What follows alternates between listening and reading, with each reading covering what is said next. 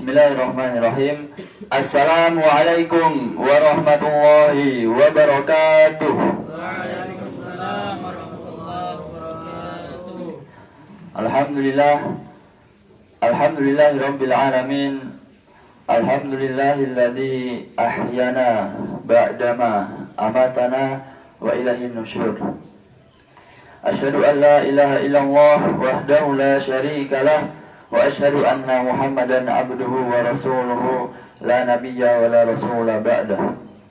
Qala Allah Ta'ala fi kitabihil karim, a'udzu billahi minasyaitonir rajim. Wa in ta'uddu ni'matallahi la tuhsuha. Wa qala aidan wa anzalna minas samaa'i ma'an tahura. Shadaqallahul azim.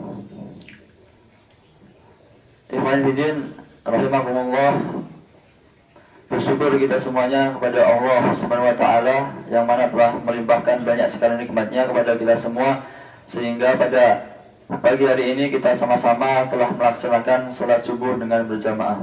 Semoga amal ibadah kita semuanya diterima oleh Allah Subhanahu wa taala. Amin ya rabbal alamin. Kemudian tak lupa salawat serta salam semoga tetap tercurahkan kepada junjungan kita Nabiullah Nabi Muhammad sallallahu alaihi wasallam. Allahumma sholli ala sayyidina Muhammad. Ikhwan fillah rahimakumullah, melanjutkan kajian singkat kita, yaitu di dalam pembahasan kitab Ibanatul Ahkam, syarah dari Bulughul Maram, di dalam program Visa Fikih Islami dan Bahasa, menginjak hadis yang keempat. Bismillahirrahmanirrahim.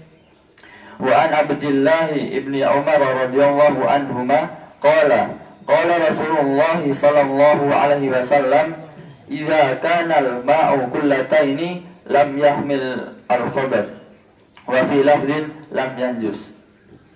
Wa an Abdullah ibni Umar radhiyallahu anhuma, diriwayatkan dari Abdullah ibnu Umar radhiyallahu anhuma, semoga Allah meridhai keduanya, pernah berkata, siapa Abdullah ibnu Umar radhiyallahu anhuma, qala, telah bersabda Rasulullah sallallahu alaihi wasallam, siapa Rasulullah sallallahu alaihi wasallam, idza kana, jika ada apa al-ma'u, air, itu kullataini, dua kulah, lam yahmil, tidak membawa apa air, al-khabath, yaitu kotoran atau najis, wa fi lafdhin, dan di dalam lafaz yang lain, lam yanjus, idza kana al-ma'u kullataini lam yanjus. Akhrajahu al-arba'ah wa sahahu Ibnu Huzaimah wal Hakim wa Ibnu Hibban. Diriwayatkan oleh Imam yang empat dan disahihkan oleh Ibnu Huzaimah, Hakim dan Ibnu Hibban. Ikhwan fillah rahimakumullah, dari hadis ini, yaitu di dalam kitab Ibanatul Ahkam, ada makna dari hadis tersebut, yaitu seringkali Nabi Shallallahu Alaihi Wasallam itu ketika ditanya oleh seseorang, ketika ditanya tentang persoalan ya fikih atau persoalan agama, itu Rasulullah Shallallahu Alaihi Wasallam selalu menjawab dengan jawaban yang jelas, yang tepat, yang jelas, dan sekaligus ya padat gitu, padat, jelas, dan tepat. Agar apa? Nah, agar jawaban beliau ini, jawaban dari Nabi Shallallahu Alaihi Wasallam ini bisa menjadi lampu dan menjadi pelita sepanjang masa, khususnya masa-masa setelah Nabi Shallallahu Alaihi Wasallam wafat. Ya, maksudnya, ya seringkali ya Nabi itu ditanya oleh seorang atau ditanya sahabat, itu Nabi Shallallahu Alaihi Wasallam itu ya menjawab dengan tepat, jelas, padat gitu. Jadi yang nantinya akan digunakan hujah oleh ya para sahabat yang lain atau para ulama untuk menentukan sebuah hukum seperti itu. Jadi khususnya masa-masa setelah Nabi wafat, jawaban dari beliau ini SAW ini menjadi lampu atau pelita penerang bagi umat Islam. Kemudian dari hadis ini adalah di balik hadis ini ada kisah, yaitu ketika Nabi SAW itu ditanya tentang air. Ditanya tentang air, yang mana air ini berada di tengah-tengah padang pasir. Di tengah-tengah padang pasir pada dataran yang rendah, atau pada tempat genangan air yang sejenis.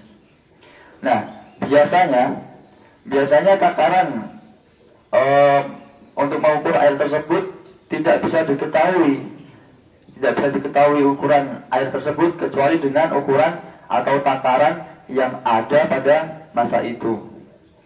Maka Nabi SAW memberitahu pada seorang yang bertanya tadi, nah, apabila air yang jumlahnya itu mencapai 2 kula, maka air tersebut tidak membawa najis atau tidak mengandung najis. Nah, misalnya ada sebuah genangan air yang di situ kejatuhan atau sedikit terkena najis, nah, maka air tersebut tidak menjadi najis karena air tersebut mencapai atau lebih dari 2 kula. Nah, itu secara alami. Ikhwani fillah rahimakumullah. Kemudian, nah, kita ambil fikih hadis yang terkandung di dalam hadis ini, yaitu, nah, ketika dulu ya di padang pasir atau di dataran yang rendah ada air yang menggenang, baik air itu sedikit ataupun banyak, itu dulu itu ada hewan-hewan buas atau hewan ya yang ketika minum di dataran rendah tersebut yang ada genangan air tersebut, ketika hewan buas tersebut minum di dalam air tersebut, itu caranya yaitu dengan hewan itu masuk ke dalam genangan air tersebut. Nah, otomatis hewan tersebut membawa ya kotoran, ya membawa najis, dan kencing di situ, bahkan hewan-hewan itu kencing di dalam air tersebut. Nah, maka dari itu, nah, ada seorang yang bertanya pada Nabi. Nah, lalu kemudian Nabi memberikan penerang, yaitu ketika air yang mencapai 2 kula, volume air itu mencapai 2 kula, maka air tersebut tidak membawa najis.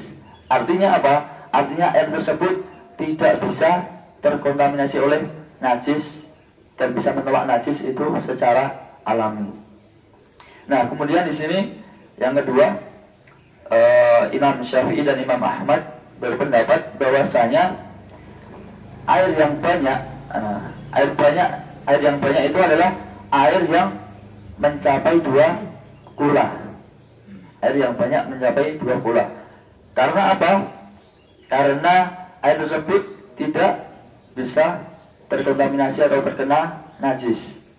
Nah, tetapi ada yang perlu diperhatikan di sini, selama air tersebut tidak berubah sifat-sifat dari kemurnian atau kemutlakan air tersebut, baik dari warnanya, baik dari baunya, atau dari rasanya. Nah, ikhwan fillah rahimakumullah, itu fikih hadis yang bisa kita bahas. Kemudian membahas istilah yang ada di sini, yaitu kullatain. Nah, berapa sih kullatain itu? Mungkin dari kita ada yang bertanya-tanya atau belum tahu ya, ukuran 2 kula itu seberapa gitu. Atau ya yang sering kita gunakan di sini, kamar mandi dengan bak yang lumayan besar di samping mushola ini, apakah sudah mencapai 2 kula?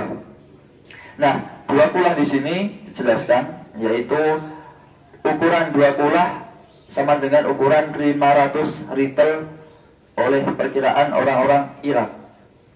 500 ritel ya namanya, atau 446 3/7 ritel oleh ukuran orang-orang Mesir, atau 10 sofihah.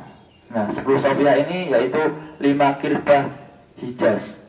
5 kirbah hijaz berarti 1 kirbah hijaz itu berukuran 100 ritel. Kalau ada 5 kirbah berarti 500 ritel atau setara dengan 2 kula. Nah, kemudian supaya ukuran ini bisa kita ketahui bersama, maka kita perlu konversikan ke dalam ukuran yang kita ketahui, yaitu liter. 2 kula ini seukuran 207 liter air. Nah, kemudian ada sebagian ulama yang mengatakan ukuran 2 kula ini yaitu seperti bak mandi, yang mana ukurannya itu panjang tinggi lebarnya itu 1 dhira atau sekitar 60 cm atau bahkan lebih. Nah, seperti itu. Itu adalah ukuran 2 kula. Nah, kemudian selanjutnya kita membahas bahasa sedikit, membahas bahasa di dalam hadis tersebut. Di sini ada kalimatnya idza kana al-ma'u kullataini. Nah, al-ma'u kullataini mula-mulanya adalah susunan mubtada khobar. Nah, mubtada khobar al-ma'u kullatani. Nah, al-ma'u menjadi mubtada, kullatani menjadi khobarnya. Nah, di sini ada amil nawasikh yang masuk di dalam lafaz tersebut, yaitu amil kana. Nah, setelah amil nawasikh kana ini masuk, menjadi kalimatnya kanal ma'u kullataini. Nah, al-ma'u ini mubtada yang menjadi isimnya kana, yaitu tentu dibaca rofa karena amilnya kana itu merofakkan mubtada yang menjadi isimnya. Kemudian kullataini ini menjadi khobarnya mubtada, menjadi khobar kana yang dibaca nasab, tanda nasabnya yaitu ya. Nah, kenapa ya? Karena dia adalah isim tasniyah. Nah, seperti itu. Jadi karena ini beramal merofakkan isim, merofakkan mubtada yang jadi isimnya, kemudian menasabkan khobar yang menjadi khobarnya. Nah, itulah teman-teman pembahasan pada pagi hari ini. Semoga kita bisa mengambil hikmah dan manfaat dari hadis yang kita bahas bersama-sama tadi. Subhanakallahumma wa bihamdika asyhadu an la ilaha illa anta astaghfiruka wa atubu ilaik. Wassalamualaikum warahmatullahi wabarakatuh.